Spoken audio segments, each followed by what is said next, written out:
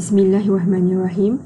Welcome to topic 5.5.2 multi-core processor. The recent trend is to place multiple processor core on same physical chip. So what we have learned before, in multiple processor, we have multiple processor which contain in each processor contain single core CPU.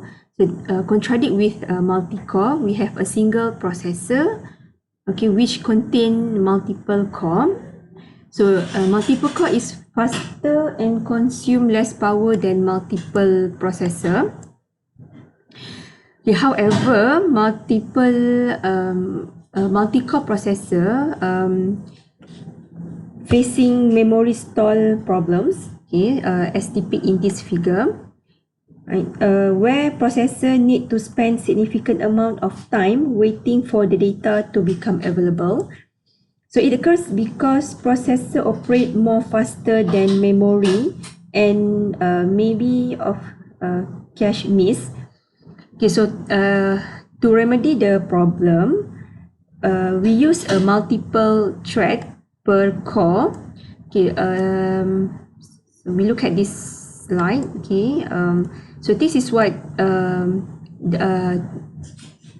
does it mean by the architecture of multi-threaded multi-core system. So each core now has more than one hardware threads. Okay, compare in multi-core processor, it only has one thread per core. Okay, so for multi-threaded multi-core, it has more than one hardware thread. So if one thread has a memory stall, it switch to another thread. So for example, if thread 0 has a memory stall, so the processor will switch to thread 1. Okay, so this dual threaded processing are interleaved. Okay, so this is how we can understand what is multi-threaded multi-core system. Okay, it also known as a chip multi-threading or CMT, which assign each core with multiple hardware threads. Okay, so hardware threads maintains its architectural state. For example, instructor, pointer, and register set. Thus, operating system consider it as a logical CPU. Okay, that is available to run software threads. Okay, so for example, okay, in this figure, okay, we can say that we have a quad-core system. Okay, we have a quad-core system with 2 hardware threads per core. Okay, thus operating system view this diagram, this example, okay, as a contains of 8 logical processor. Okay. Since the physical core must okay, we look at this as at this figure. Okay, the physical core must be shared among hardware threads, and therefore a processing core can only execute one thread at a time.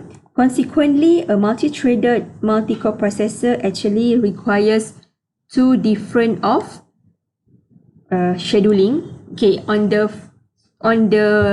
level 1, the scheduling decision, on level 1, okay, the operating system will decide which software thread, okay, to run on a logical CPU or the hardware threads. Okay, at second level, the processing core decide which hardware threads to run on the physical core.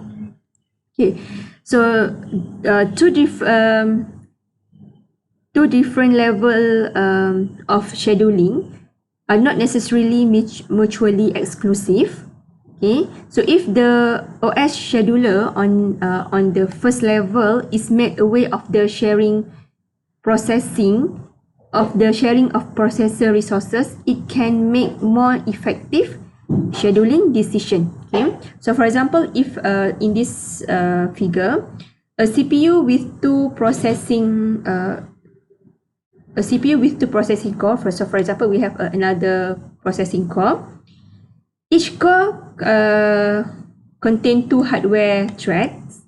Okay, so if two software threads, are running on this system, they can running either on the same core, using the same core, or separate core. Okay, one run in this processing core, the another one using the another core. Okay, so it is if they are using the same core, it have to share the processor resources. Thus, are likely to proceed more slowly than if they were scheduled on separate cores. Right, so that is all for two architecture. Okay, we learn about the multi-threaded and also multi-thread. We learn about multi-core. Okay, we also have now multi-threaded and multi-core system. Okay, thank you for watching, guys. We will continue on the next video for load balancing.